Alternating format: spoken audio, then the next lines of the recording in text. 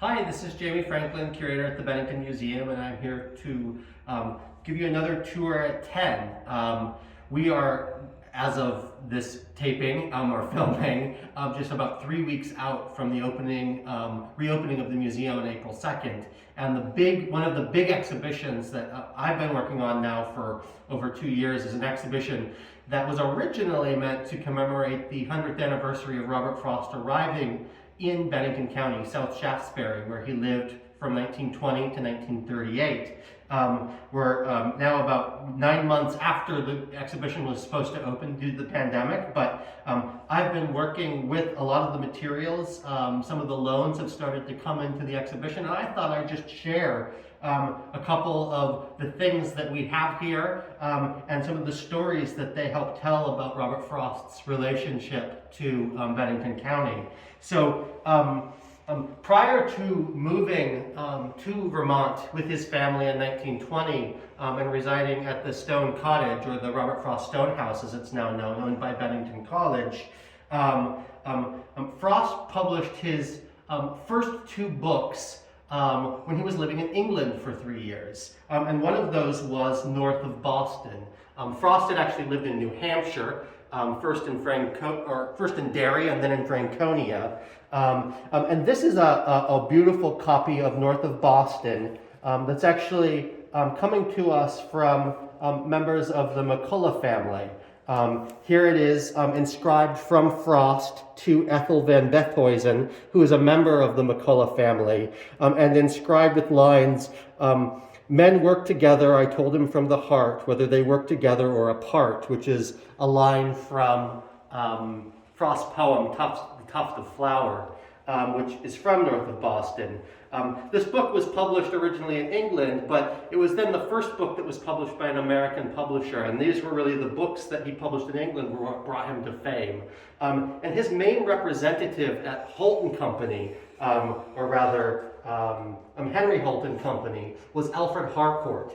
And Alfred Harcourt actually sat a summer house in Arlington, Vermont, and was one of the reasons, along with other kind of literary connections, including Dorothy Canfield Fisher and Sarah Cleghorn, that Frost ended up moving here to Bennington County.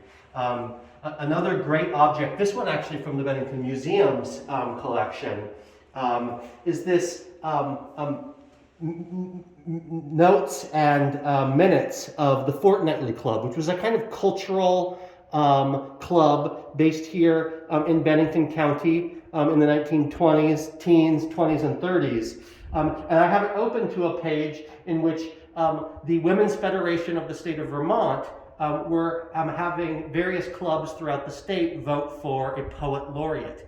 And this was in 1922, so it was less than 2 years after Frost had moved to Vermont, and he ended up being voted by the Women's Leagues of Vermont as the Poet Laureate of Vermont. And it ended up actually causing a bit of a stir. A lot of people said, well, how can somebody who only has a summer house for the last 2 years be the Poet Laureate of Vermont? Well, of course, he went on to live here for the next 40 plus years, first in Bennington County, then up in Ripton outside of Middlebury.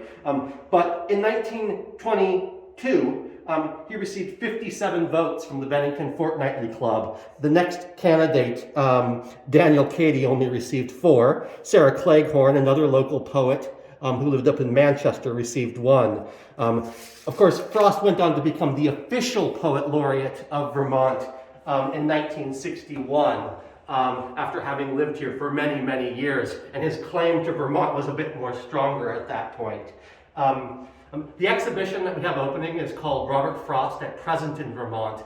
And At Present in Vermont is actually adapted from the last line in his lengthy poem, New Hampshire. As I mentioned earlier, he had originally lived in New Hampshire before moving to Vermont from about 1900 until he moved here, except for those 3 years in England between 1912 and 1915. So I have here 2 copies of New Hampshire.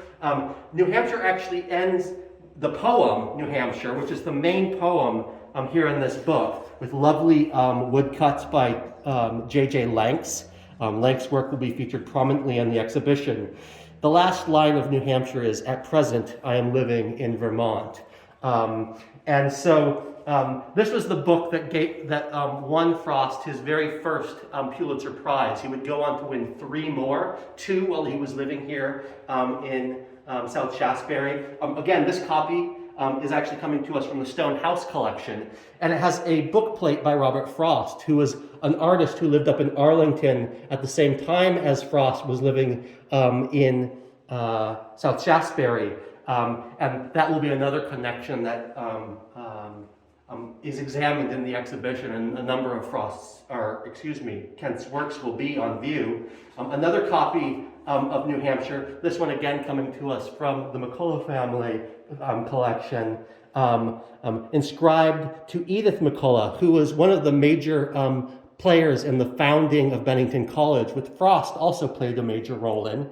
That's a story that will be told in the exhibition. This one is inscribed with the line, "One had to be versed in country things," and signed by Robert Frost. And of course, the exhibition will explore how Frost became versed in country things here in South Shaftesbury and Bennington County. So we really invite you to come back and visit the museum, visit the exhibition, and learn more about Frost's time here in Bennington County when we reopen on April 2nd.